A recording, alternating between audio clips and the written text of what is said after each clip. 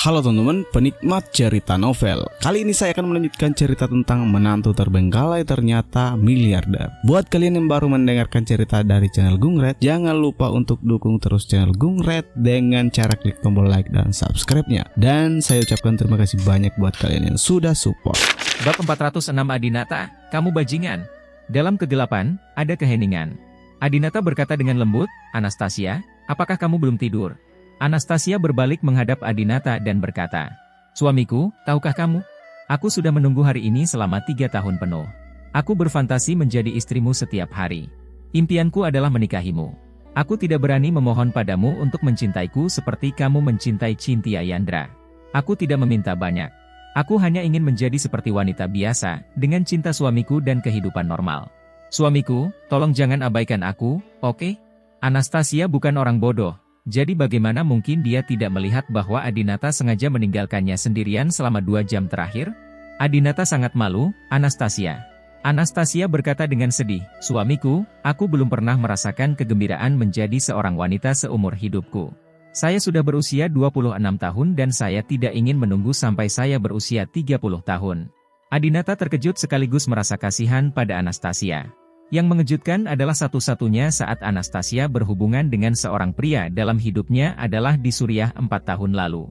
Dan saat itu bukanlah kenangan yang menyenangkan bagi Anastasia, bahkan menyakitkan. Sejak itu, dia belum menemukan seorang pria. Sungguh suatu hal yang menyedihkan bagi seorang wanita yang mendekati usia 30 tahun. Lagi pula, hanya wanita yang sangat jelek yang tidak akan dicintai oleh pria. Wanita cantik seperti Anastasia seharusnya tidak dicintai. Adinata menghela nafas. Situasi Anastasia hari ini semua karena Adinata. Sejak dia menikah dengan Anastasia, satu-satunya hal yang bisa dia lakukan sekarang adalah membuatnya bahagia. Sekalipun itu berumur pendek. Dalam kegelapan, Adinata dengan lembut membelai rambut Anastasia dan menciumnya. Pada saat itu, ada kilat dan guntur di luar rumah, dan tiba-tiba hujan mulai turun. Manson datang ke rumah Davi Sakti, dan kakek serta cucunya mulai berbicara di bawah cahaya lilin di malam hari. Manson dikejutkan oleh aura Tian Brahma dan ketakutan oleh mata Tian Brahma hari ini. Jadi, ketika Davi Sakti datang ke sini, Manson berkata, kakek, bukankah kamu selalu ingin mengetahui rahasia keluarga Brahma? Tian Brahmadu berusia lebih dari 30 tahun, dia pasti sudah mengetahui rahasia keluarga. Kita tidak boleh melewatkan kesempatan ini. Dia akhirnya datang ke wilayah kita. Bagaimana kalau kita menangkapnya dan memaksanya mengaku? Manson selalu merasa Tian Brahma akan membalas dendam pada Adinata karena telah ditipu, jadi dia ingin menyerang lebih dulu.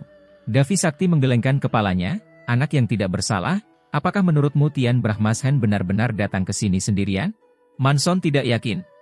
Meskipun dia memiliki koneksi di negara ini, dia pasti tidak akan sebaik kita. Davi Sakti menghela nafas, nak, tahukah kamu di mana dia tinggal sekarang? Dengan siapa dia? Manson menggelengkan kepalanya. Davi Sakti berkata, keluarga kerajaan Inggris. Dia datang ke sini bersama pangeran dan putri. Apakah kamu gila? Kamu masih ingin menyentuh Tian Brahma? Manson kemudian memukul dadanya dan berkata, sial, Tian Brahma benar-benar memiliki keterampilan. Davi Sakti duduk di kursi dan berkata sambil tersenyum, sekarang Anastasia dan Tian Brahma sudah menikah, kami dan keluarga Brahma sudah menjadi mertua. Kami jelas dapat menggunakan informasi yang diperoleh Anastasia, jadi mengapa kami harus melakukannya? Memperburuk keadaan di antara mereka? Bagaimana jika keluarga menjadi musuh?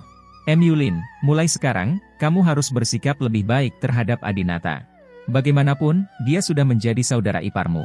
Manson melihat kakinya yang terluka dan mendengus marah. Saya tidak mengenalinya. Dia dan saya tidak cocok. Davi Sakti tersenyum dan tidak berkata apa-apa lagi. Sekitar jam 10 keesokan paginya ketika Anastasia terbangun dalam pelukan Adinata. Faktanya, Adinata bangun pagi-pagi, tetapi melihat Anastasia sedang tidur nyenyak, dia tidak ingin bergerak untuk membangunkannya. Anastasia membuka matanya dan melihat Adinata, dengan senyum bahagia dan malu di wajahnya. Adinata memandang Anastasia yang mengantuk dan berkata sambil tersenyum, babi kecil yang malas, kamu akhirnya bangun? Ini hampir jam 11. Hah? Ini sudah jam 11? Anastasia juga kaget, dia biasanya bangun jam 6 atau 7. Adinata memandang Anastasia, yang sangat cantik meski tanpa riasan, dan berkata, tidak apa-apa. Lagi pula Sisi ada di tempat ibu. Jika kamu lelah, tidurlah sebentar lagi. Anastasia mengingat apa yang terjadi tadi malam dan tiba-tiba merasa sangat malu. Gadis sepertiku sebenarnya berinisiatif mengucapkan kata-kata itu. Kamu bangun dulu, baru aku bangun setelah kamu bangun. Anastasia sedikit pemalu. Ini adalah pertama kalinya Adinata melihat gadis pemalu, jadi dia bangun dan mandi dulu. Kemudian, saat Anastasia selesai mencuci dan merias wajah, waktu sudah hampir jam 12. Saat ini, mereka berdua pergi ke tempat orang tua Anastasia untuk makan siang. Ayah ibu. Adinata memegang hadiah itu dan menyapa orang tua Anastasia. Adinata ada di sini, cepat masuk, di luar hujan deras. Apakah kamu basah?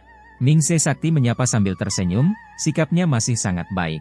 Tapi Chalister sang berbeda, dia melirik Adinata dan mengabaikannya. Sisi. Ibu. Begitu Anastasia masuk, dia pergi mencari Sisi. Anastasia memeluk Sisi dengan gembira. Sisi, apakah kamu baik-baik saja di sini tadi malam?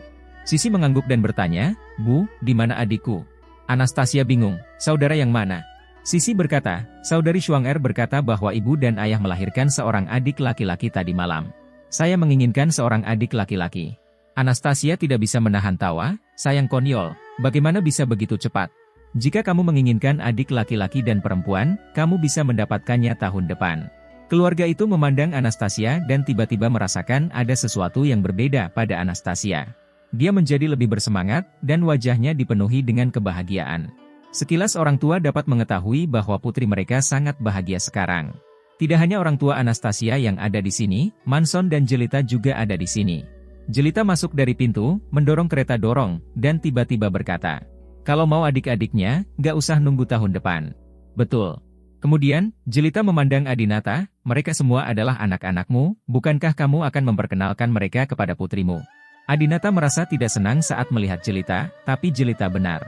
Sisi adalah anak Adinata, bayi laki-laki Jelita, dan anak Adinata. Adinata berharap keduanya bisa hidup damai dan saling membantu di masa depan. Adinata meraih tangan Sisi, membawanya ke kedua bayi itu, menunjuk bayi laki-laki itu dan berkata, ini saudaramu. Sisi memandang anak laki-laki itu dengan ekspresi terkejut, wow, ayah, kamu dan ibu melahirkan adik laki-laki begitu cepat? Engah. Semua orang terhibur oleh Sisi. Jelita terdiam dan tidak ingin seorang gadis berusia 4 tahun berdebat. Adinata, kemarilah, ada yang ingin kutanyakan padamu. Jelita membawa Adinata ke lantai 2 dan bertanya begitu dia bangun. Apakah kamu tidur dengan Anastasia kemarin? Adinata tersenyum dan berkata, omong kosong, kami menikah setelah mendapatkan sertifikat, tentu saja kami tidur. Mengapa Anda menanyakan hal ini? Apakah itu ada hubungannya dengan Anda? Jelita jelas sedikit marah, dasar bajingan. Beberapa hari yang lalu, kamu mencintai Cynthia Yandra sampai mati, tetapi saat berikutnya kamu menikah dan tidur dengan wanita lain. Apakah kamu layak untuk Cynthia Yandra? Bab 407. Jelita, kamu akan membuatku kesal sampai mati.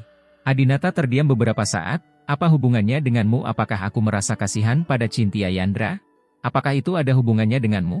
Jangan berpura-pura memiliki hubungan baik dengan Cynthia di hadapanku. Kamu telah menentangnya selama 1 atau 2 hari. Jelita membuat Adinata terdiam, setiap orang berhak memarahi Adinata karena kasihan pada Cynthia Yandra. Hanya Jelita yang tidak memiliki kualifikasi ini. Adinata masih ingat bagaimana dia merampok kantor CEO Cynthia Yandra dan menyebut Cynthia Yandra seorang rubah betina dan tidak bijaksana. Jelita berkata, kami berdua berasal dari ujung dunia. Saya benar-benar tidak menyukai Cynthia Yandra sebelumnya, tapi sekarang menurut saya dia sama menyedihkannya dengan saya. Kami berdua tertipu oleh sepertimu. Kamu selalu meremehkanku karena mencintai uang, berpura-pura bahwa cinta tidak ada hubungannya dengan uang atau status. Apa hasilnya? Karena aku berasal dari keluarga kelas 3 dan keluargamu yang meremehkanku, jadi kamu tidak memilihku. Karena orang tua Cynthia Yandra meninggal dan dia kehilangan rumahnya, jadi kamu tidak memilihnya. Pada akhirnya, kamu memilih keluarga sakti yang terkenal di Tiongkok, karena keluarga sakti dapat membantumu di negara ini. Demi keuntungan, kamu meninggalkan Cynthia Yandra dan memilih keluarga sakti. Mengapa kamu memarahiku? Adinata sangat marah. Jelita sebenarnya mengatakan bahwa Adinata menikahi Anastasia demi keuntungan. Memang benar, keluarga sakti lebih berkuasa daripada keluarga Brahma di negara ini. Jika dia menjadi menantu keluarga sakti, maka Adinata tidak perlu lagi khawatir asetnya dibekukan atau diselidiki. Tapi Adinata tidak pernah ingin memanfaatkan keluarga sakti. Adinata berkata dengan marah, kamu kentut? Jangan perlakukan aku seperti kamu. Aku memperingatkanmu, segera bawa anakmu kembali ke Aarhus Halls dan jangan tinggal di keluarga sakti lagi. Jelita mendengus dingin, kenapa aku harus pergi? Ibu mertuamu secara pribadi mengundangku untuk tinggal di rumah sakti. Ayah mertuamu dan ibu mertuamu semuanya menyukaiku. Melihat ekspresi bangga Jelita, Adinata tidak bisa menahan diri untuk tidak mengulurkan jarinya dan menganggukkan kepalanya. Dasar babi bodoh, kamu sudah bercerai 3 kali, kenapa kamu masih bermimpi menikah dengan keluarga kaya? Saat menikah di keluarga sakti, yang terpenting adalah menjadi serasi. Itu adalah pernikahan yang menarik. Sangat tidak mungkin bagimu untuk menikah dengan keluarga sakti. Alasan mengapa Callister sang menahanmu di sini hanya untuk memanfaatkanmu untuk membuatku kesal. Karena kaki putranya patah, dia iri padaku. Apakah kamu mengerti? Jelita menghentakkan kakinya dengan marah. Jangan menyodokku dengan jarimu. Apakah aku ingin dimanfaatkan dan dikendalikan oleh orang lain? Aku akan tinggal, dan aku akan membuatmu kesal, bajingan. Karena itu, Jelita menampar keras Adinata 2 kali dengan telapak tangannya yang putih dan lembut, lalu pergi dengan marah. Adinata melihat ke belakang familiarnya dan tidak bisa menahan nafas berat. Jelita, Jelita, aku menggali kuburan leluhurmu di kehidupan terakhirku, atau memperkosa seluruh keluargamu?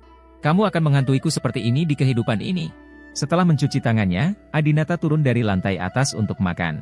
Di meja makan, Adinata, Anastasia, dan Jelita sedang duduk di meja yang sama sambil makan pada waktu yang sama.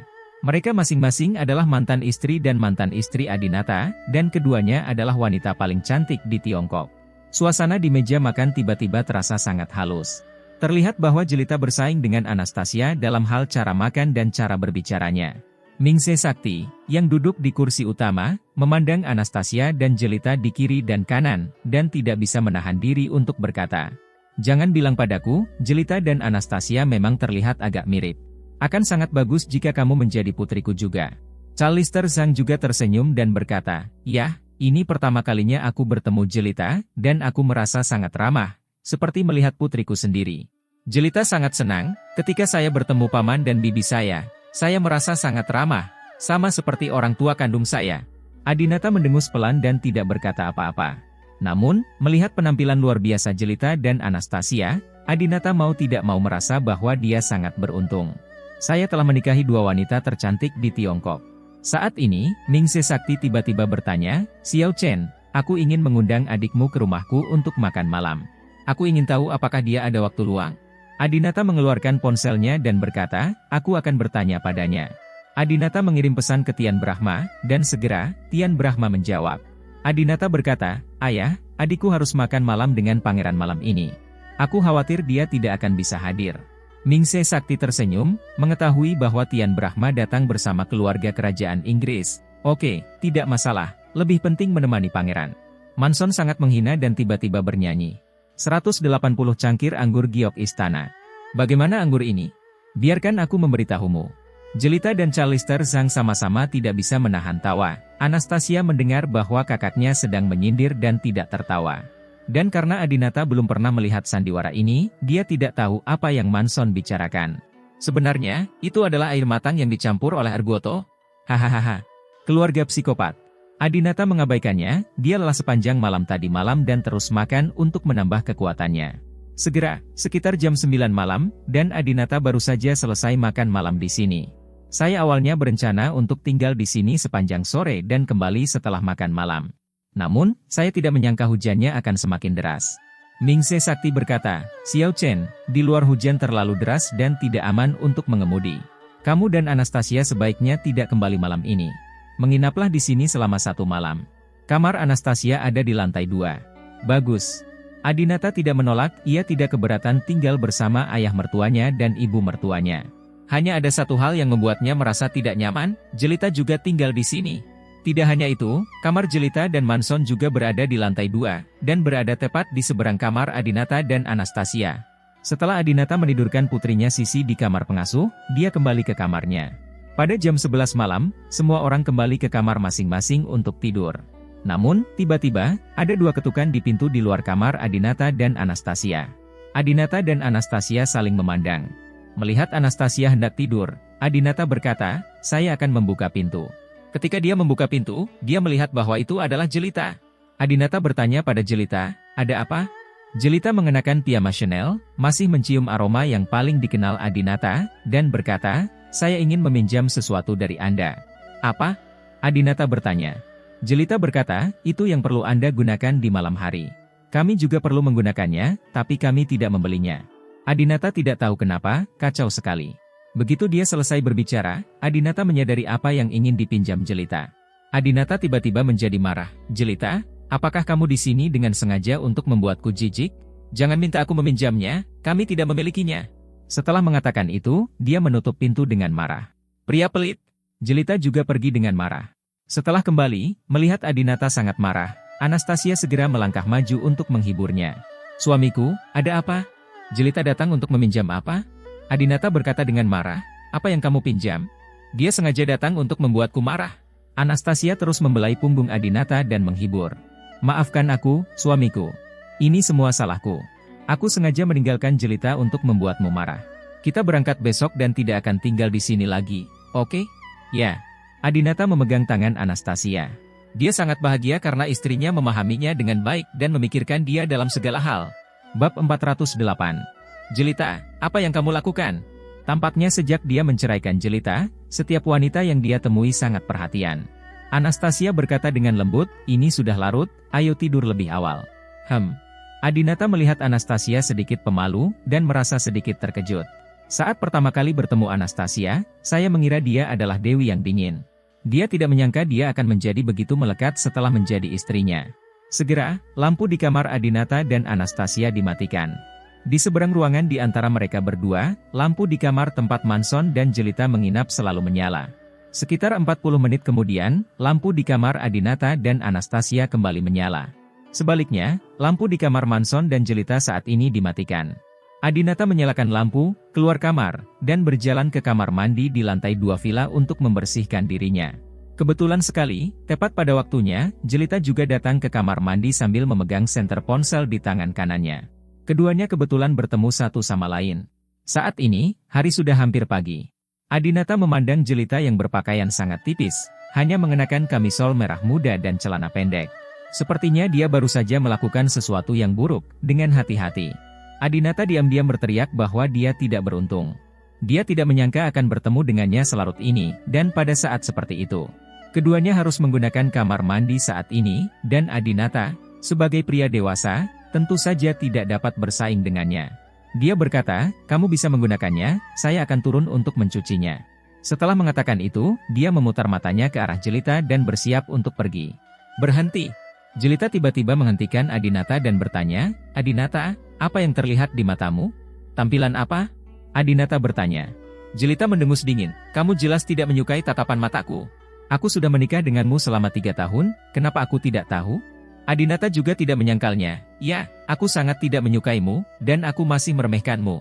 Saat aku memikirkanmu yang pernah menjadi istriku, saat aku memikirkanmu sebagai wanita yang paling kucintai, aku ingin muntah. Kamu menjadi semakin murah sekarang. Dulu, aku menganggapmu sebagai wanita paling mulia dan murni di dunia. Bahkan jika kamu telah menikah selama 3 tahun, kamu tidak akan membiarkan aku menyentuhmu, dan aku tidak punya keluhan. Sebaliknya, justru membuatku merasa kamu lebih mulia dan berbeda dari wanita lain. Tapi bagaimana sekarang? Kamu bisa tidur dengan orang lain dengan santai. Aku benar-benar merasa menjadi orang jahat dalam 3 tahun itu." Jelita sangat marah, dihina dan dibenci oleh Adinata membuatnya merasa malu. Bentak. Jelita menamparnya, "Kamu tidak boleh mengatakan itu padaku. Haha, kamu punya nyali untuk melakukannya, tapi tidak punya nyali untuk membiarkan orang lain mengatakannya." Bentak. Adinata juga membalas tamparannya, "Kamu tidak punya hak untuk memukulku sekarang.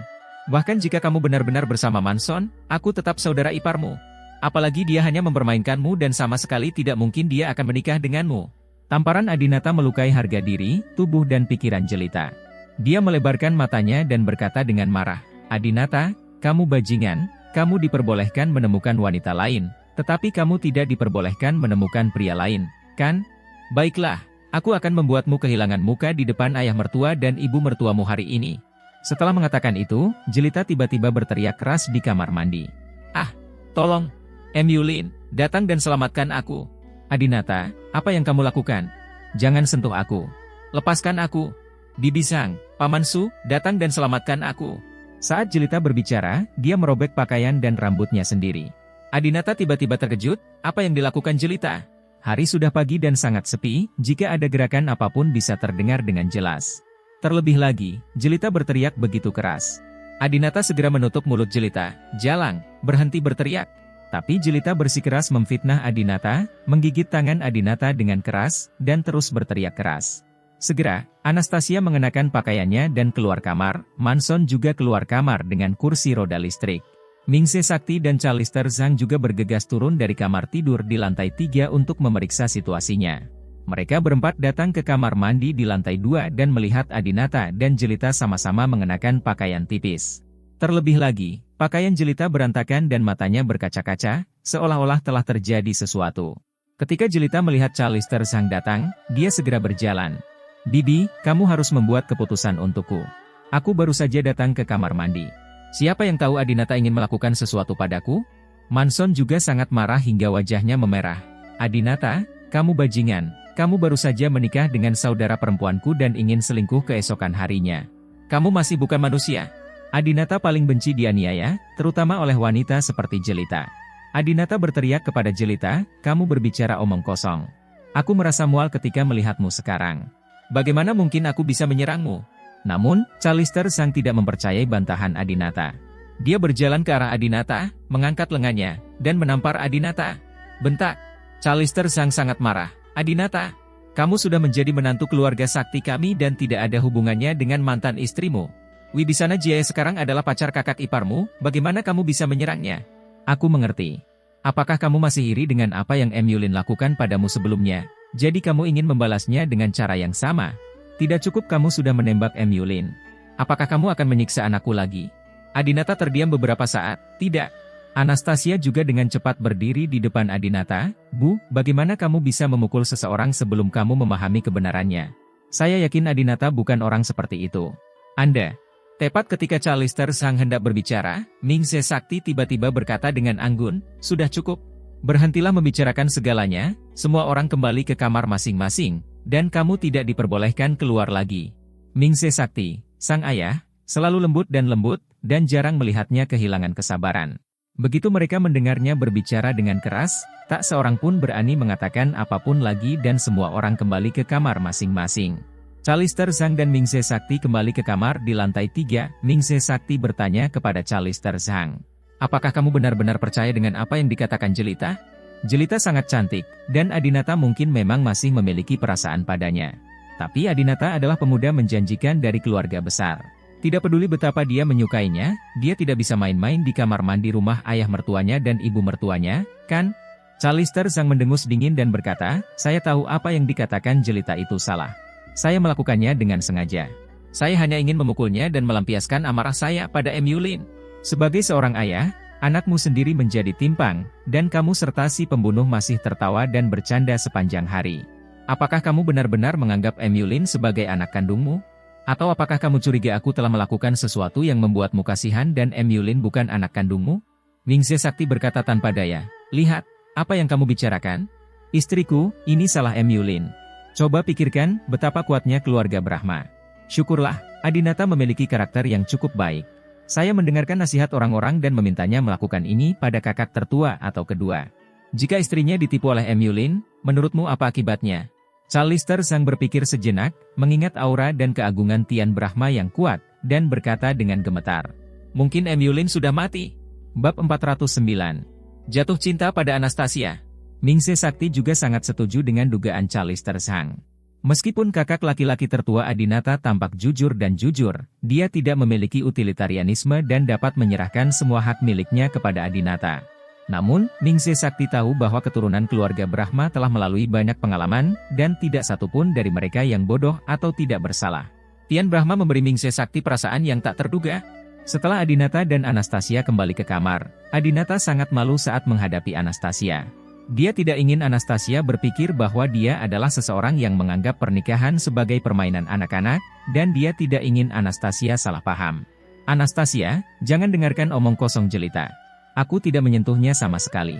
Dia menipuku." Adinata menjelaskan. Namun, tanpa diduga, Anastasia tersenyum. "Suamiku, kamu tidak perlu menjelaskan kepadaku, aku sangat percaya padamu." Mungkin Adinata tidak menyangka Anastasia akan begitu mempercayainya, dan dia sangat tersentuh. Keesokan paginya, hujan masih turun, Adinata dan Anastasia membawa Sisi pergi tanpa menyapa orang tuanya. Bahkan tidak sarapan. Ini adalah saran Anastasia karena dia tahu Adinata tidak ingin melihat Jelita di meja makan. Anastasia selalu memikirkan Adinata dan mengutamakan Adinata. Bagi Adinata, semua etika dan orang tua bisa ditinggalkan. Pria mana yang tidak ingin menikahi istri seperti itu? Dalam perjalanan pulang, Sisi kecil bangun terlalu pagi dan terbangun sebelum cukup tidur. Ia tertidur lagi begitu masuk ke dalam mobil. Anastasia bertanya pada Adinata, "Suamiku, haruskah kita memberi Sisi adik laki-laki atau perempuan?" Keduanya telah berhubungan selama 2 hari berturut-turut, dan kemungkinan besar mereka akan sama-sama mesra di masa depan. Oleh karena itu, Anastasia berpikir untuk memberi Adinata anak lagi. Adinata tampak sedikit malu. Dia semakin menyukai Anastasia, tetapi dia tidak pernah melupakan Cynthia Yandra. "Saya tidak lupa bahwa saya menikahi Anastasia untuk mencari tahu keberadaan Cynthia Yandra." Adinata mengemudikan mobil dan berkata, "Jangan khawatir dulu. Jika kamu hamil, kamu tidak bisa pergi kemana-mana dan hanya bisa membesarkan bayi di rumah. Kami baru saja menikah, dan aku ingin mengajakmu keliling dunia untuk bersenang-senang." Anastasia sangat menyukai alasan ini, dan dia juga ingin berkeliling dunia bersama Adinata. "Iya, oke. Tapi kalau tiba-tiba hamil saat main di luar, kamu harus bertanggung jawab." Anastasia tertawa pelan. Adinata tersenyum dan berkata, "Saya harus bertanggung jawab, jangan khawatir." Sama seperti itu, 1 hari lagi berlalu. Pada pukul 6.30 keesokan paginya, Adinata perlahan membuka matanya dan menemukan bahwa Anastasia tidak lagi berada di atas bantal. Ketika dia berbalik lagi, dia melihat Anastasia sudah merias wajah dan mengenakan gaun putih yang sangat indah. Seluruh orang tampak sangat mulia, terutama setelah mengenakan anting-anting termahal di dunia yang diberikan oleh Adinata. Adinata bertanya dengan bercanda, "Sayang, kamu berpakaian sangat cantik pagi-pagi sekali, apakah kamu akan menemui pria tampan?" Anastasia sedang mengenakan anting-anting di depan cermin. Ketika dia melihat Adinata bangun, dia tersenyum dan berkata, "Sayang, kamu sudah bangun, kamu lupa, kakak dan adik iparmu yang tertua meminta kita untuk sarapan pagi ini." Setelah mengatakan itu, Anastasia duduk di samping tempat tidur. Aroma ringan parfum Hermes Orange Starlight tiba-tiba menusuk hidung Anda.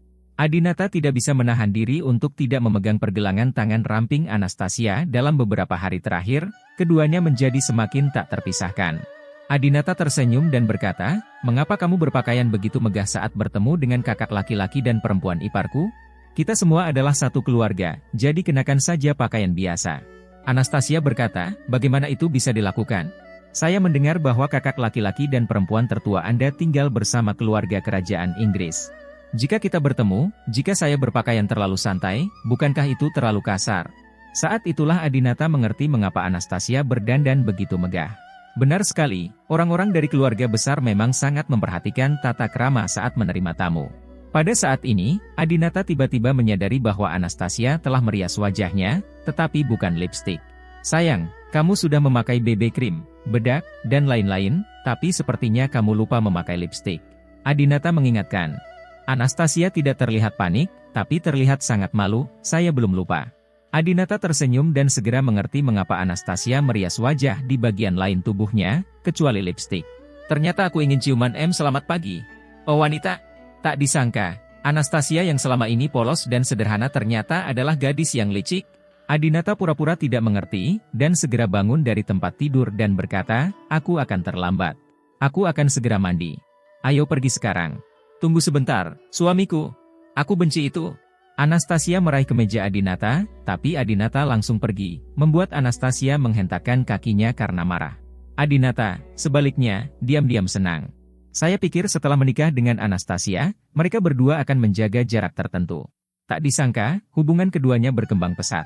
Hanya dalam 3 hari, kami telah mencapai titik di mana kami sangat jatuh cinta dan bisa bermain-main sebanyak yang kami mau.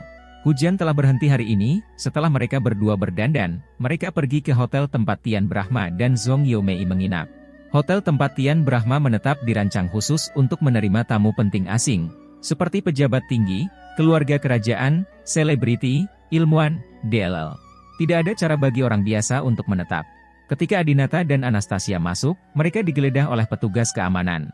Mesin memindai orang tersebut terlebih dahulu, lalu mencari orang tersebut secara manual, memberikan perlindungan ganda. Tentu saja, ada satpam laki-laki dan perempuan yang bertanggung jawab atas pemeriksaan tersebut. Laki-laki menggeledah jenazah laki-laki, dan perempuan menggeledah jenazah perempuan.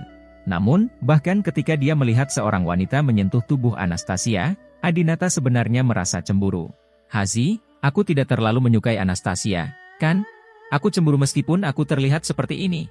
Tidak ada alasan untuk melakukannya secepat itu. Seperti kata pepatah, cinta sejati hanya membutuhkan waktu. Adinata dan Anastasia baru menikah selama 3 hari. Mengapa Adinata sangat menyukai Anastasia? Adinata juga pernah belajar psikologi, jadi dia tidak perlu bergantung pada orang lain, dia bisa menganalisis perasaannya sendiri. Saya pikir alasan mengapa saya jatuh cinta dengan Anastasia begitu cepat adalah karena Anastasia dan Jelita sangat mirip. Keduanya sangat cantik. Dulu aku sangat menyukai Jelita, tapi Jelita bukanlah wanita yang layak mendapatkan cinta yang mendalam. Dan Anastasia tidak hanya secantik Jelita, tapi juga memiliki keutamaan yang tidak dimiliki banyak wanita. Dia baik hati, berdedikasi, tergila-gila, dan bijaksana. Dapat dikatakan bahwa dia memiliki semua kelebihan Jelita dan dengan sempurna menghindari semua kekurangan Jelita. Setelah analisis yang cermat, Adinata merasa jika dia bersama wanita yang begitu sempurna, tidak akan lama lagi dia akan benar-benar jatuh. Cynthia, tolong segera datang. Adinata hanya bisa berdoa seperti ini, jika tidak, dia benar-benar tidak akan tahu. Ketika Cynthia Yandra muncul suatu hari nanti, apakah dia tidak bisa meninggalkan Anastasia? Kakak, adik ipar. Adinata dan Anastasia datang ke restoran hotel dan melihat Tian Brahma dan Zhong Yomei. Bab 410. Pelajari kebenaran tentang hilangnya Cynthia Yandra. Tian Brahma dan Zhong Yomei juga berpakaian pantas, sarapan di ruang sarapan umum. Tidak banyak orang di sini, kebanyakan dari mereka adalah orang asing. Pergilah mencari sesuatu untuk dimakan. Zhong Yomei tersenyum pada mereka berdua. Sarapan di sini adalah layanan mandiri, tidak diperlukan kupon sarapan. Selama Anda bisa memasuki gerbang ini, Anda bisa memilih dari ratusan makanan lezat. Anastasia telah memimpin dalam memilih makanan. Adinata juga ingin mengikuti, tapi Tian Brahma bangkit dan berjalan saat ini. Kakak ketiga, naiklah ke atas bersamaku untuk mengambil sesuatu, lalu makanlah ketika kamu kembali. Tian Brahma Dao. Oh, Adinata tidak mengatakan apa-apa dan mengikuti Tian Brahma keluar. Ketika dia sampai di lift, Adinata bertanya, saudaraku, apakah kamu baik-baik saja di ibu kota akhir-akhir ini? Tian Brahma menggelengkan kepalanya, tidak apa-apa. Saya datang ke sini bersama pangeran dan putri. Saya punya urusan pribadi dan bisnis. Orang-orang di keluarga sakti tidak berani menyentuh saya. Setelah menggesek kartu untuk memasuki ruangan, Tian Brahma tidak berniat mencari apapun. Adinata tahu bahwa Tian Brahma sengaja meneleponnya karena dia ingin berbicara dengannya sendirian. Tian Brahma Dao, saudara ketiga, saya akan berangkat malam ini. Adinata sedikit terkejut, kamu akan berangkat malam ini? Mengapa kamu tidak tinggal beberapa hari lagi? Orang tua Anastasia dan kakeknya juga ingin makan lagi bersamamu. Tian Brahma menggelengkan kepalanya, dengan ekspresi serius. Sebenarnya, cukup berisiko bagi saya untuk datang ke sini. Tidak cocok bagi saya untuk tinggal di sini dalam waktu lama. Adinata mengangguk, memahami bahwa situasi keluarga Brahma saat ini memang berada pada tahap yang sangat sulit. Tian Brahma tampak serius dan berkata, sebelum saya pergi, ada beberapa hal yang ingin saya sampaikan kepada Anda. Setelah penyelidikanku selama beberapa hari terakhir, aku telah mengetahui keberadaan saudara keduamu. Adinata sangat penasaran, di mana saudara kedua sekarang? Tian Brahma menggelengkan kepalanya, saya tidak tahu, tapi dia datang ke ibu kota beberapa waktu lalu dan membawa pergi Cynthia Yandra. Adinata tertegun, saudaraku, apa yang kamu katakan? Kamu mengatakan bahwa kecantikan itu diambil oleh saudara kedua? Adinata selalu berpikir bahwa Cynthia Yandra disembunyikan oleh orang-orang dari keluarga sakti untuk memaksa Adinata dan Anastasia menikah. Tian Brahma mengeluarkan foto yang baru dicetak dari tas tangan. Lihat, ini foto yang diambil dengan kamera pengintai di bandara hari itu. Adinata mengamati foto itu dengan cermat, meskipun keduanya ditutupi dengan sangat rapat. Namun, dengan menilai sosok dan mata kedua orang tersebut, Adinata 100% yakin bahwa mereka adalah Xuan Brahma dan Cynthia Yandra. Cynthia Yandra masih mengenakan pakaian yang dia kenakan saat mereka putus hari itu? Ya, ini Cynthia. Adinata sangat bersemangat. Karena Cynthia Yandra menghilang tanpa alasan, Adinata akhirnya mengetahui keberadaan Cynthia Yandra. Pada saat ini, Adinata juga menyadari bahwa kakak tertuanya jauh lebih baik darinya dalam hal koneksi. Dia telah memeriksanya begitu lama, tetapi dia masih tidak dapat menemukan apapun tentang keberadaan Cynthia Yandra. Namun dalam waktu 3 hari setelah kedatangan Tian Brahmacai, dia menemukan foto Cynthia Yandra dan Xuan Brahma, dan kejadian ini sudah terjadi sejak lama. Semakin lama sesuatu kembali ke masa lalu, semakin sulit untuk memeriksanya. Faktanya, sekitar 7 atau 8 tahun lalu, Tian Brahma juga punya pengalaman di Tiongkok. Oleh karena itu, dia juga memiliki koneksi dan bawahannya sendiri di sini. Namun, Tian Brahma selalu merahasiakannya, apalagi orang luar yang tidak mengetahuinya. Bahkan Adinata, adik laki-lakinya, tidak tahu siapa anak buah Tian Brahma. Adinata mengambil foto dan terus bertanya, mengapa saudara kedua menculik Cynthia Yandra? Sehat. Pada saat ini, Tian Brahma menundukkan kepalanya dan menghela nafas, seolah sulit untuk berbicara. Mengenai kecintaan Adinata yang mendalam terhadap wanita, bagaimana bisa Adinata menahan diri karena tidak mengetahui jawabannya? Dia meraih pakaian Tian Brahma dan bertanya dengan keras, saudaraku, apakah kamu tahu sesuatu? Katakan padaku secepatnya. Tian Brahma tampak bingung. Kakak ketiga, aku dan kakak keduamu, kami bertiga tumbuh bersama. Meskipun kami tidak bertemu satu sama lain atau menghubungi satu sama lain untuk waktu yang lama setelah kami dewasa. Tetapi perasaan persaudaraan ini, menurut saya, tidak pernah hilang.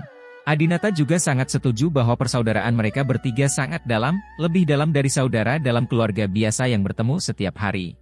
Tian Brahma melanjutkan, tapi, bagaimanapun juga, Xuan Brahma tidak dilahirkan dari ibu yang sama dengan kita.